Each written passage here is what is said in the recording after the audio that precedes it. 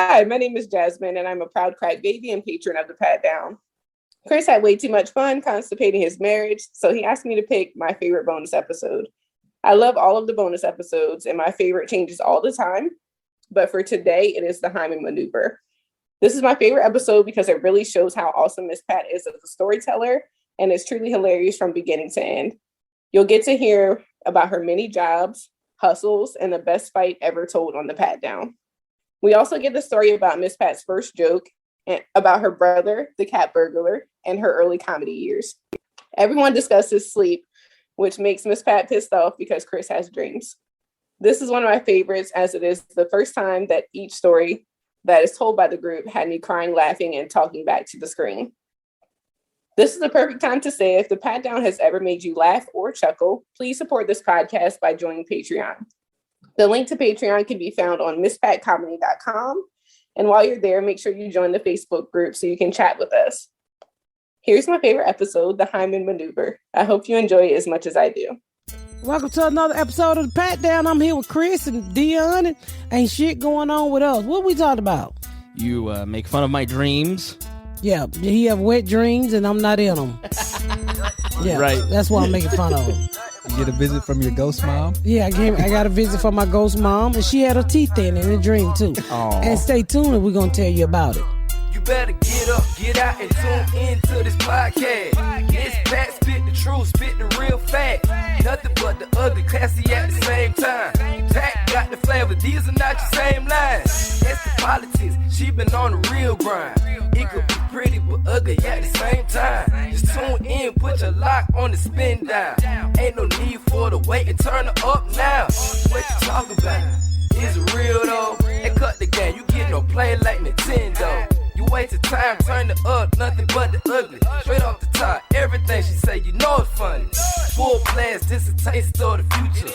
Listen on your iPhone, on your desktop computer. Share it, tweet it, ain't no way to beat it. Nothing but the ugly, turn it up and gon' repeat it. Did y'all see the article with the Dunkin' Donut employees, customers who stabbed the fucking employee? I'm like, I hope you stabbed him because the donuts were dry. Because Dunkin' Donuts, them some dry ass donuts. You ever try to eat one of them little bit of furry motherfuckers? They go down your throat. You need Hymen maneuver after that shit. Hymen maneuvers. What the fuck are you doing? I'm doing Hymen maneuvers. I think that's the wrong way, nigga. You said no. I think you mean Heimlich maneuvers. Well, whatever you fucking. I'm saying these people crazy in this world. Like, I've never gone into, like, trust me, I love donuts. We But know. I've never gone, I'm going to stab somebody over a donut. I guess if your Dunkin' Donut is stale enough and you pull it off and your coffee is cold, you might come back and stab somebody. I've had Dunkin' Donuts one time in my entire life. I got a strawberry frosted donut, and I literally, that shit gave me diarrhea so bad. A donut? Yeah. Now, It was literally, I shat that frosting out for 2 days. now, to be fair, It's fucking terrible. I see why their slogan is America runs on Dunkin'. Because I was running to the bathroom, shit, that shit was so nasty. I need to go get me a strawberry donut. I need a shit. are you backed up? No, I just hate people who shit all the time. Well, to be fair to Duncan, he does shit all the time. Yeah, over everything. It's probably because of wish- that. I don't think, the worst. Their donuts are trash. I've never liked Dunkin' Donuts. I It's like always Dunkin' dry. Donut. I go there for coffee. I think it's just overrated. Everybody I know goes there for coffee only. Nobody I know gets. I their eat they actual donut. croissants in the morning. They have a good, like, bacon. Like, have you had the one with bacon and it's like got brown sugar on the? Oh, it's so good. A bacon donut, nigga? It's like a croissant with brown sugar coated bacon and No, egg. no. It's delicious. I don't be up early enough to eat that shit. I get up really early, 3 o'clock every morning.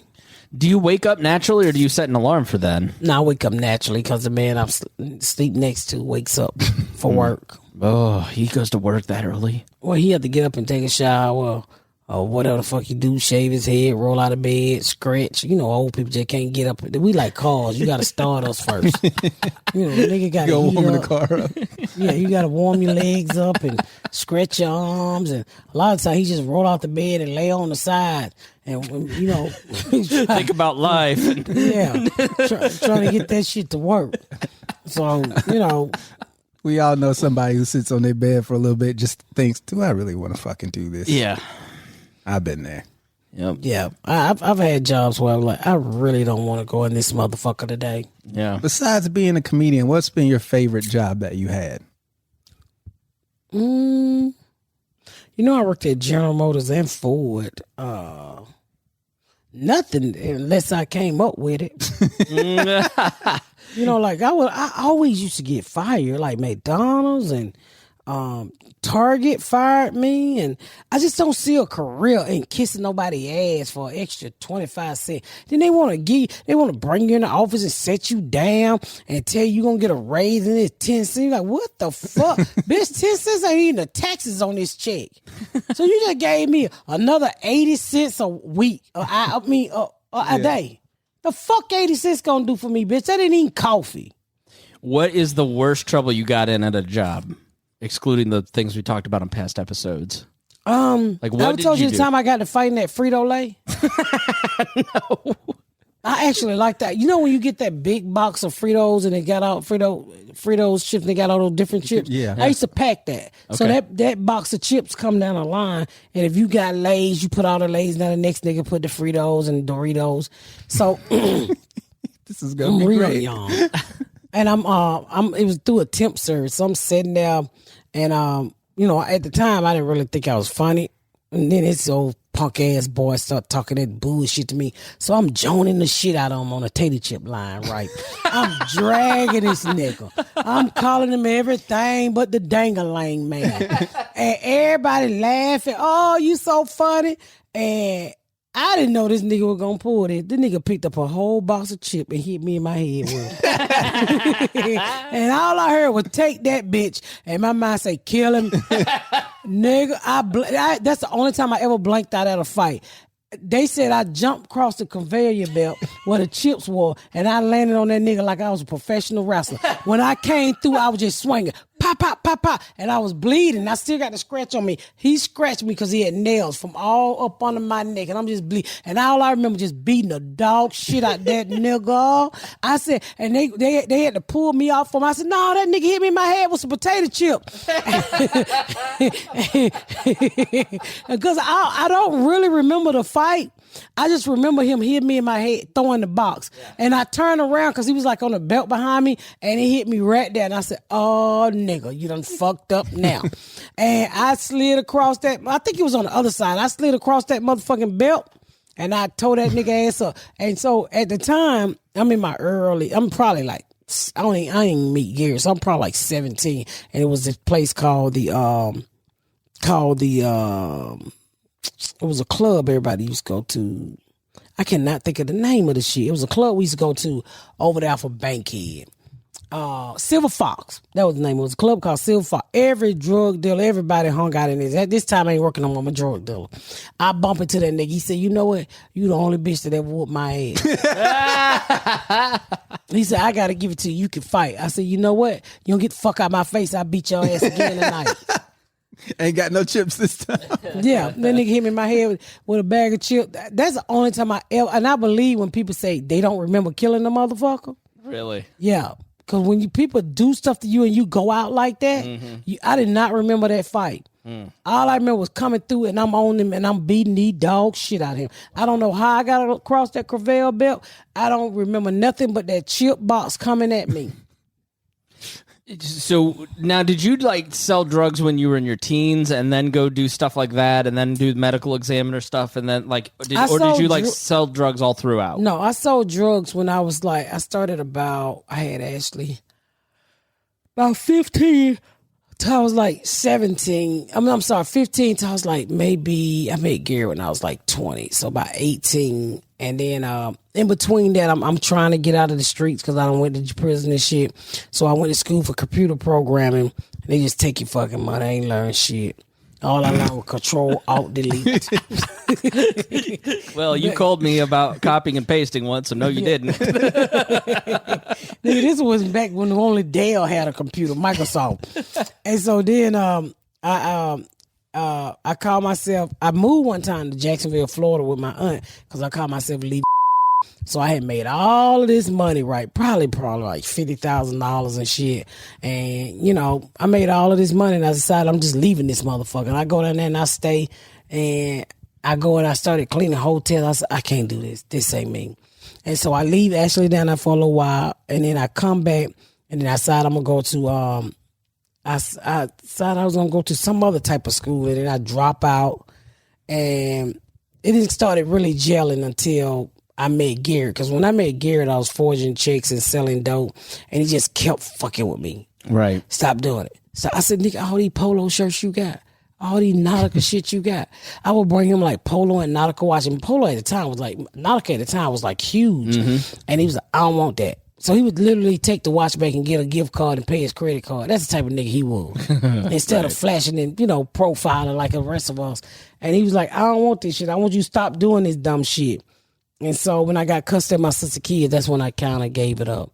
So I was always back in. I always had a scheme. From that to check forging to running at the gas station with beer. The beer bandit. Well, it wasn't mean. It was mostly my baby daddy's, my first kid's father. We would run out the store with the beer. I didn't even fucking drink it. We would go to the park over there and just sit over there and drink. Did you have a tough time? Did you and Garrett have a tough time mixing that psychology of like, I need to be flashy, I need to look a certain way, versus his like very downplay, just kind of down to earth style? Like, in the early days, did you guys fight a lot about that? We didn't really fight a lot about that. I just knew he wasn't a flashy person, and I was. The only thing I didn't get was gold teeth, but like I always wanted my hair fixed, and you know, I was in the streets and he wasn't. So when I kind of settled down, I was so happy to be settled down. You know, I couldn't get my hair fixed like I wanted no more. I didn't have that money no more. I didn't have that hustle no more. But hey, I had him and I had those kids, and so I just learned to do it what I had, which was fucking nothing. Yeah. Because I had to close 6 fucking kids. Yeah. And I think I'm 20, I think he's 22 and I'm 20, 21, something like that. But you were one of the hardest working people I know, and I know that didn't turn off during those years. Like, what were you working at? Was that when you were doing the concession stuff? No, actually, I was at home being a welfare queen for a little while, just watching The Young and the Restless. I kept getting pregnant. I had a baby before Gary around the one I told you earlier episode. And then rest in peace. Next to the shoes. She didn't make it. And then I turned around and had Gary Allen, and then I had Junebug. And after I had Junebug, I got my fucking tubes tied. So I'm raising kids, and so I figured, hey, I need to do something in my motherfucking life. I'm sick of being broke.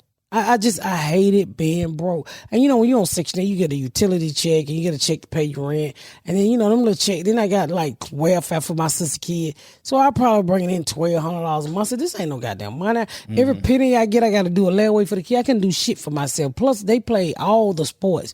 And then that shit was a struggle. And then the next hustle that came along was when I started doing the concessions for the Dome. Yeah. And I made a shit ton of money. Yeah. Yeah. Which I don't know if we ever talked about that on this show at all. No, because I'm doing something with that. Yeah. So we're not going to talk about that really. But I always got to hustle. And then the next thing you know, while I'm doing concession, I got into comedy.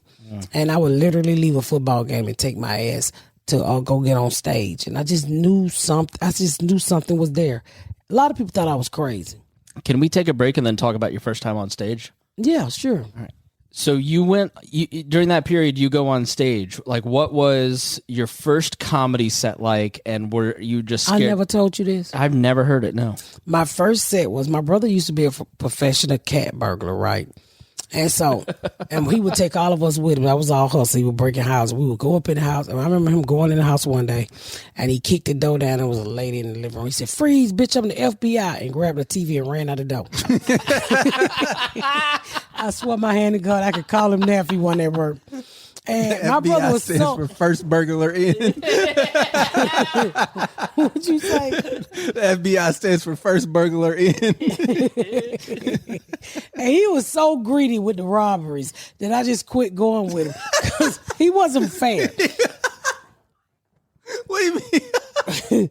Fuck you, he wasn't fair. You went with him. Why didn't you take what you wanted? Because he would say, he would kick the door and be like, that mine, that mine, that mine, that mine. You can't call He dibs. called dibs on it. You got to carry it, but that's mine. So I stopped fucking with him. I said, no, nigga, you too greedy. You get everything in the motherfucker house. And then you walk out there with a basket of clothes you can't wear. I never thought like people broke into houses calling dibs. Yeah, that's what he used to do. That mine, that mine, that mine, that mine. Well, what the fuck is mine then? You just here for the experience. So I stopped going with him. I told him, and one time he was out there, bless her soul, she dead now, but one time he went out there with his ex-baby mama, but he was living with his other baby mama, and something happened, the robbery goes wrong, and he leave her out there, and she go to jail. Yeah. I'm like, how the fuck you gonna get this bitch out of jail? She didn't even tell on him either. And she got an armed robbery case. That's how dumb we were. I remember when I told you about the time we used to break in cars on the side of the expressway. Mm-hmm. Yeah, we used to do that too. You wouldn't really get shit, a car out of gas. You know, you might get a few quarters, nickels here or there. Just shit like that. Steal a radio to go sell it.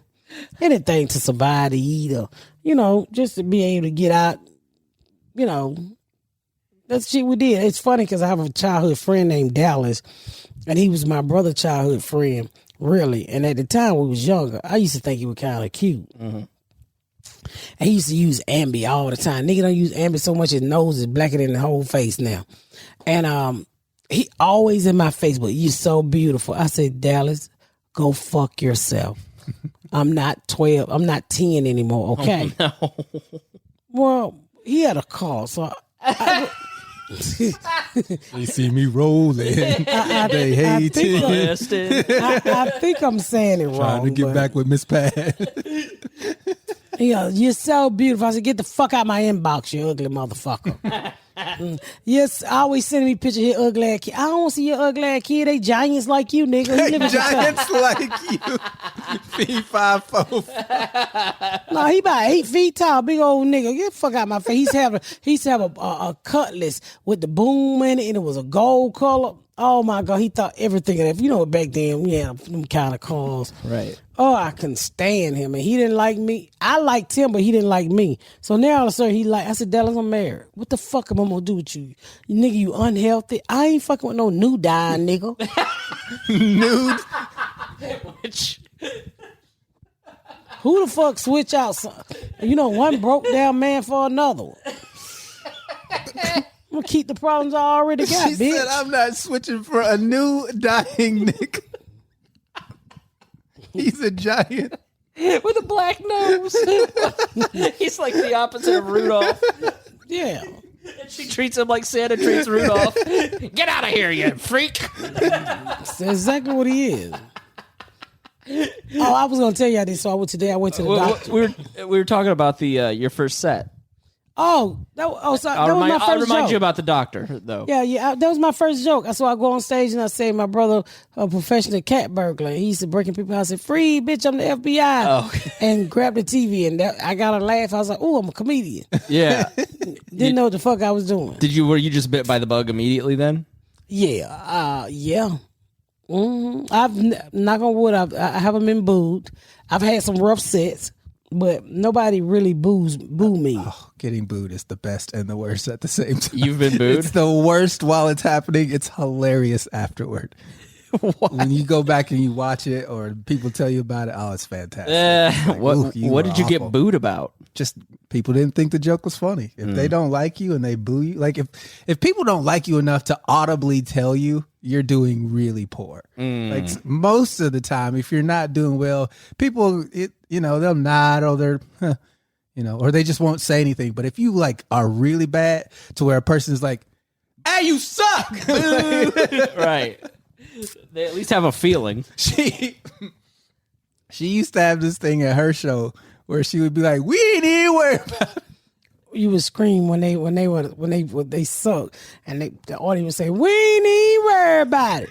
That mean you better get the fuck on. That never happened to me, but I'd be in the back watching just fucking. I love watching people bomb. Oh, it's I the don't. greatest. It's the greatest. It would dry my nose out. Try your nose out. She had this one dude come up. You remember that one dude who was? You say he looked like Martin Luther King. He was so fucking bad. He said he got kicked out of Canada for comedy. I cannot remember this dude's name, but Miss Pat went on stage after she joned this nigga for like 10 fucking minutes, and she had everybody, and I mean everybody, hollering, falling out of their chairs. He was so fucking corny. He said his landlord was Captain Crunch and he lived in a Dorito bag or something. And people are just looking at him like, what the fuck? So Pat literally just cuts this nigga off and goes on stage and takes the mic from him.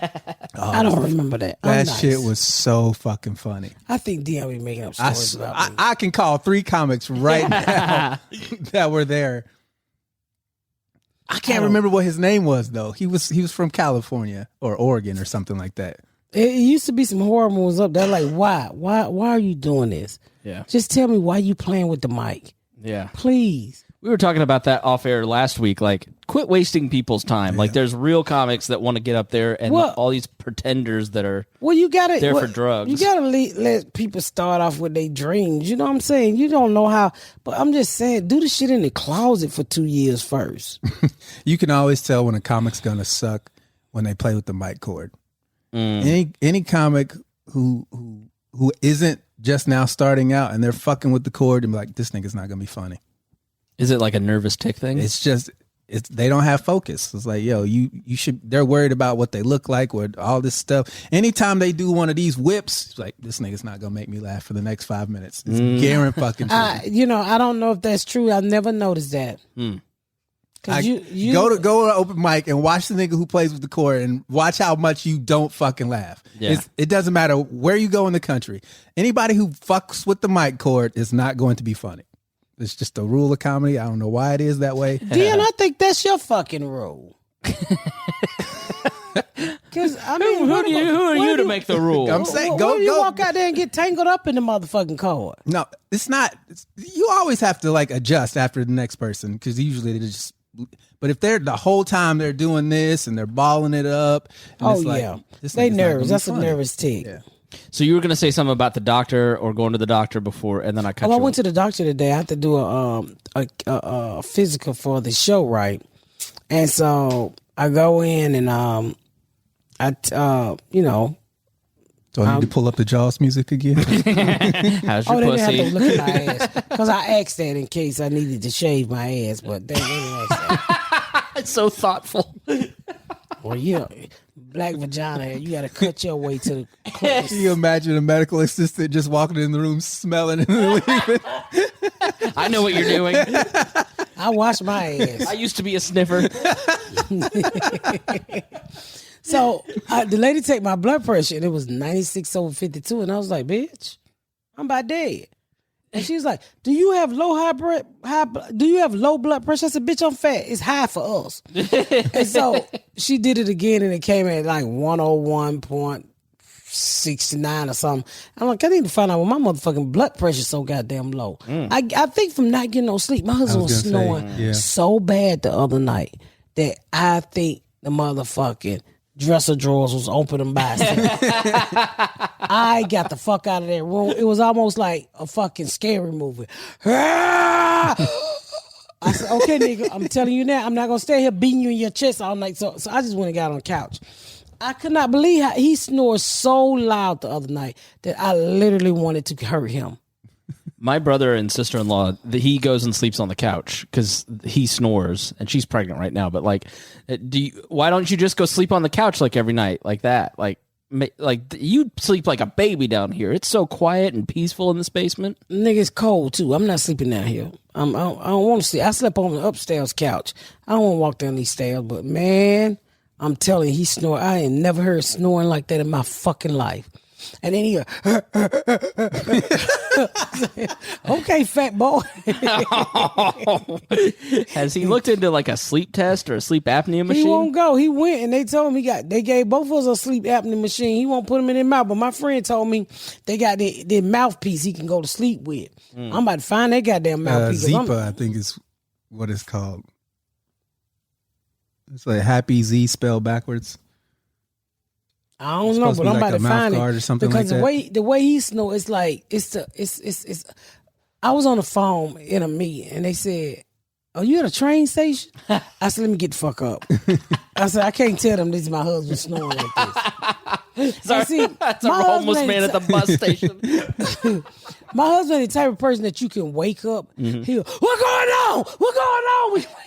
Because he been in the military. Right. He'll, "What's going on? Nigga, you snore." That's the only motherfucking thing. He snores into Vietnam. the choppers. Charlie in the bush. I would tell you by the time he was fighting in his sleep. No. And I was sitting up on the bed just minding my business. And we had just got together. He was out of the military. And he just raised up in the bed and knocked the shit out of me and laid back down with his sleep. I said,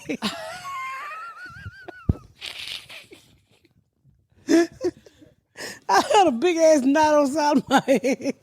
I said, "The fuck you hit me for, nigga?" So, you know, I'm a hit back type of bitch. I said, "Nigga, I don't give a fuck if you will sleep. I'm gonna get my motherfucking leg back." I hit that motherfucker back time. "What you doing?" I said, "Nigga, you just put a big ass knot on somebody." I ain't do that. I said, "Nigga, he just got up like he was a fucking robot and hit me on the side of the head and laid back down." Oh. Mission complete. I am the Terminator. I talk in my sleep, and my ex-wife told me that at one point I was laying on my stomach and I get up on all fours. I turn my head slowly to her and I go, "The power of Christ is here." She said she had never been more terrified in her entire life. I see why you divorced. Yeah. Well, my dad has night terrors. I remember walking in and saving my mom because he was like standing over her with a lamp, it's a glass lamp, and like, "I'm gonna kill you." I don't know if he was asleep or not, but it was. My little brother used to have night terrors. It's impossible to wake the motherfuckers up. Yeah. He'd just be screaming the whole goddamn time. We used to beat the shit out this little nigga. "Wake up!" Put his hand in the water. He done peed all over the house. They don't wake up. I don't know what that shit's What about. the fuck is night terrors? It's like you're having a nightmare, but your body is awake. You're moving. Like my brother has them too. My sister-in-law says he like will run around the house or scream. Like I remember peeing in the hamper as a kid because I was just dreaming that I was walking around. I was walking around thinking I was peeing somewhere, and it turns out I was peeing in my old clothes. But I was fully asleep. I didn't remember it. My dad caught me one time carrying around my television. Like I had picked up a television about to throw it down the stairs. You were trying to fuck the TV? I wasn't trying to fuck the TV. Yes, it is. You thought there was a black woman in your arm and you were wearing out.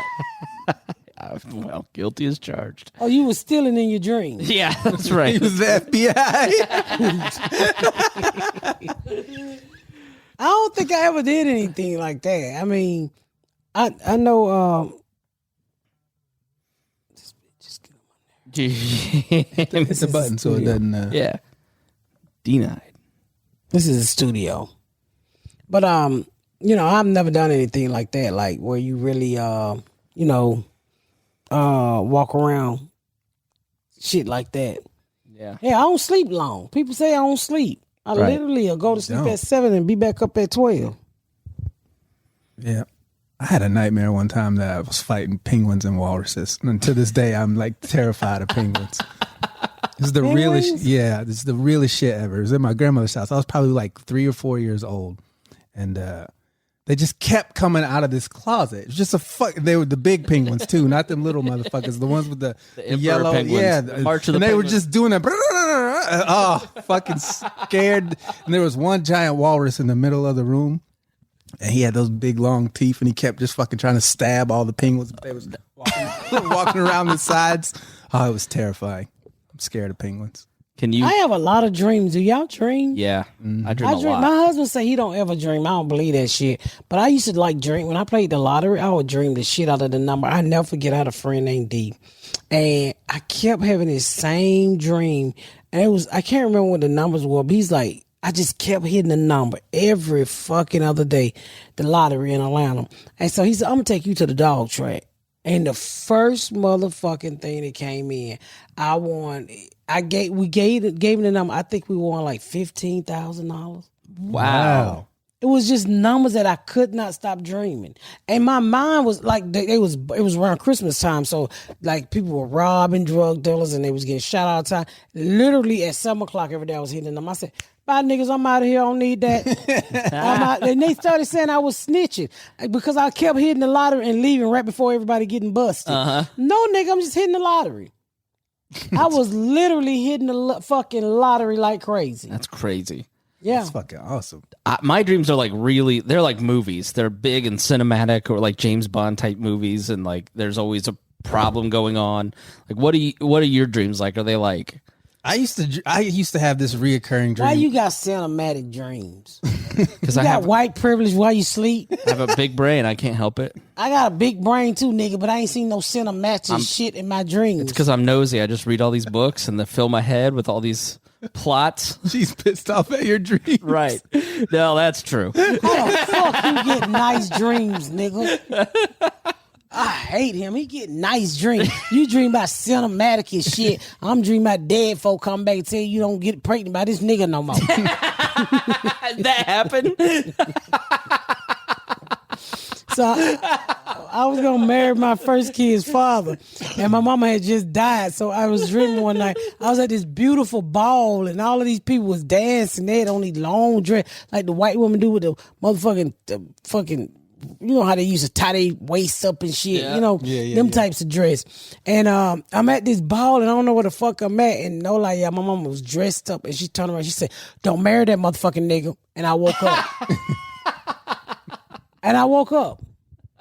And I did. She scared the dog shit out. And my mom been dead a long time, and I've never dreamed of that lady since then. That one dream, she said, bitch, you ain't going out like me. And she came, she said, "Oh, marry that motherfucking nigga." And that was it. Is that the reason you didn't? I knew shit. Yeah, I think that's why I didn't marry. Plus, he was already married, so that could have helped out too. But you can't marry a nigga that's already married. But This is a weird remake of Fiddler on the Roof. don't know what Phil I on the was roof. gonna say you the is. only nigga who saw that. It's good. Yeah. To your dream. But go ahead on. Tell us about your cinematic dreams. I was asking what your dreams were like.